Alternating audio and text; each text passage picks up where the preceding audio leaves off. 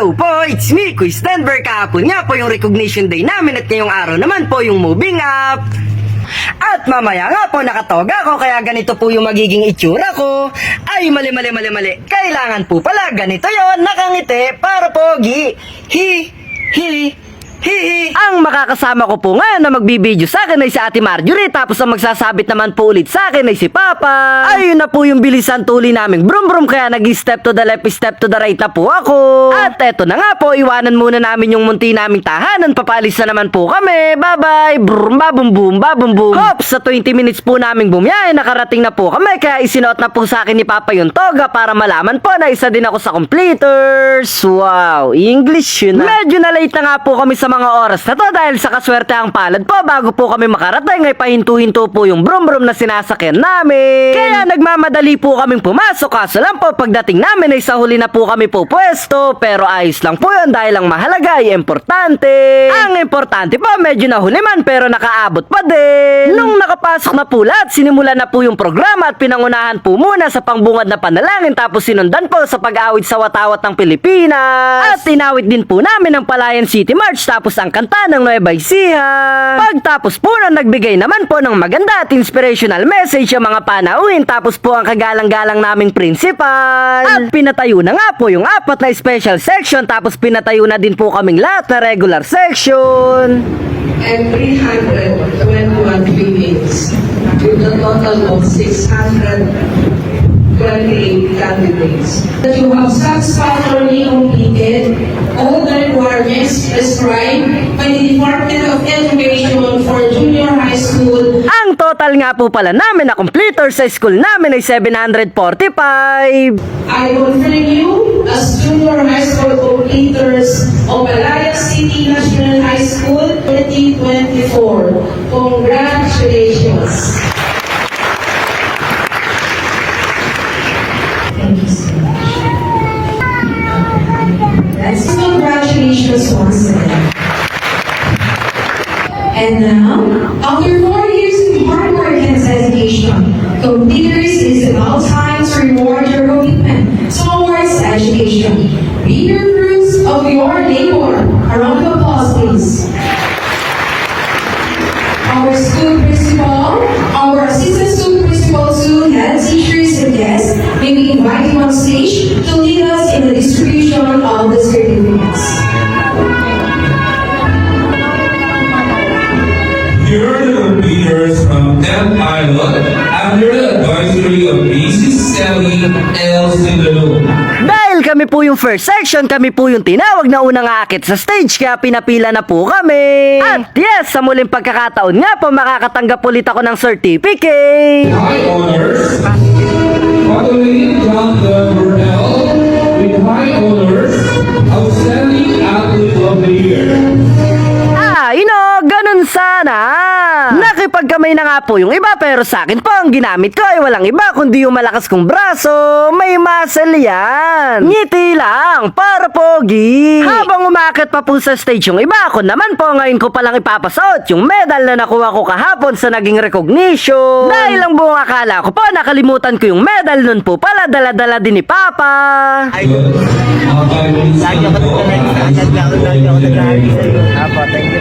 Nagsitayo na po kami dahil may magsasalita po ulit sa harap na guest speaker, at nung natapos na po, nagpicture muna para may remembrance. Wow, English yun na. Dahil moving up ceremony with this team, Kabalang Pilipino, para sa magagawa na kinabukasan ng bagong Pilipinas. Sinundan naman po ng pagsasalita sa harap ng may pinakamataas na marka sa aming mga grade 10. Knowing that after all the sacrifices, a seed will grow, opening a new opportunity that will take us to the summit of success.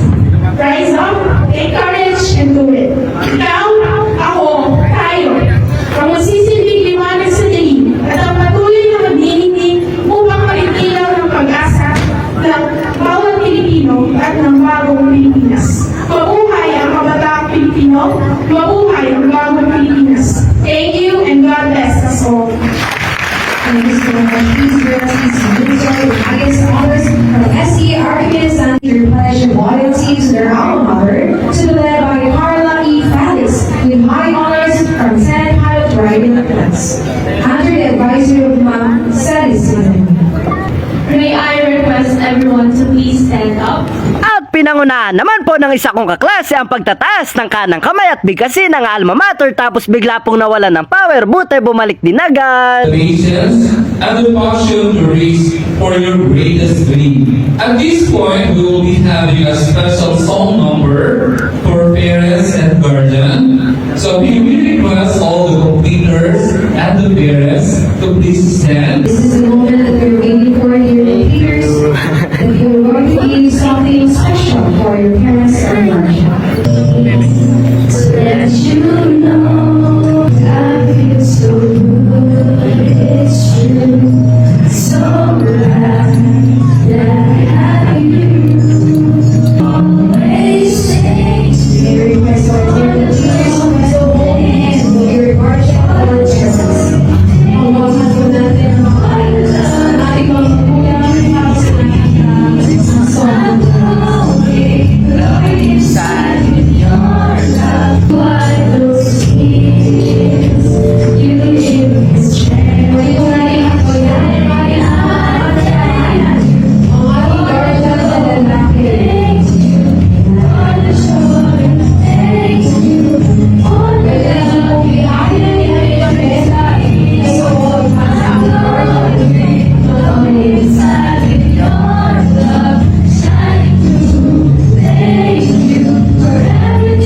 Please, brother, tonight, nakikita na sa inyong mga magulang.